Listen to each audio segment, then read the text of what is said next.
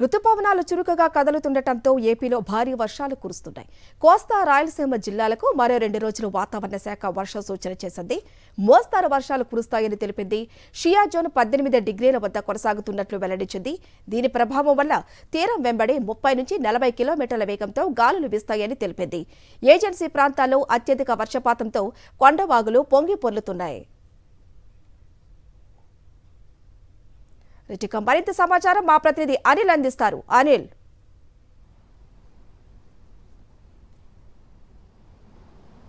గడిచిన 10 రోజులుగా ఎడతెరిపి లేకుండా వానలు కురుస్తున్నటువంటి పరిస్థితి కనబడుతుంది. ప్రధానంగా కోస్తా జిల్లాలైనటువంటి ఇటు శ్రీకాకుళం నుంచి అలాగే ఒంగోలు వరకు ఉత్తర కోస్తా దక్షిణ కోస్తాలో ఉన్నటువంటి అన్ని జిల్లాల్లో కూడా మోస్తరు వర్షాలు కురుస్తున్నాయి. కొన్ని చోట్ల భారీ నుంచి అతి భారీ వర్షాలు కూడా కురిశాయి. రానున్నటువంటి 2 రోజుల పాటు తేలికపాటి నుంచి మోస్తరు వర్షాలు ఉంటాయని వాతావరణ శాఖ అంచనా వేస్తోంది. ఇప్పటికే గోదావరి నది పరివాహక ప్రాంతాల్లో కురిసినటువంటి వర్షానికి గోదావరి నది ఉధృతంగా ప్రవహిస్తుంది. మరోవైపు ఏజెన్సీలో పెద్ద ఎత్తున వర్షపాతం నమోదవుతున్నటువంటి నేపథ్యంలోనే వాగులు వంకలు పొంగి పొర్లుతున్నాయి.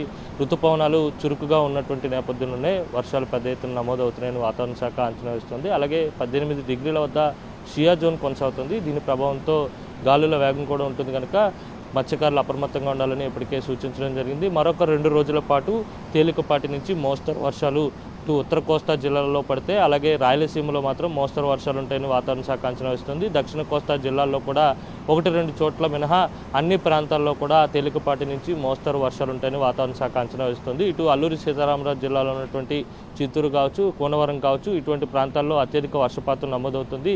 ఏజెన్సీలో ఉన్నటువంటి చాలా గ్రామాలు ఇంకా జల దిగ్బంధంలోనే ఉన్నాయి. ఎక్కడికైనా వెళ్ళాలంటే కనుక వాగులు వంకలు దాటుకుని వెళ్లాల్సినటువంటి పరిస్థితి కనపడుతోంది. ఓవరాల్గా చూస్తే కనుక మరో 2 రోజుల పాటు ఈ వర్షాలు కొనసాగేటువంటి సూచనలు కనిపిస్తున్నాయని వాతావరణ శాఖ స్పష్టం చేసింది. థాంక్యూ అనిల్.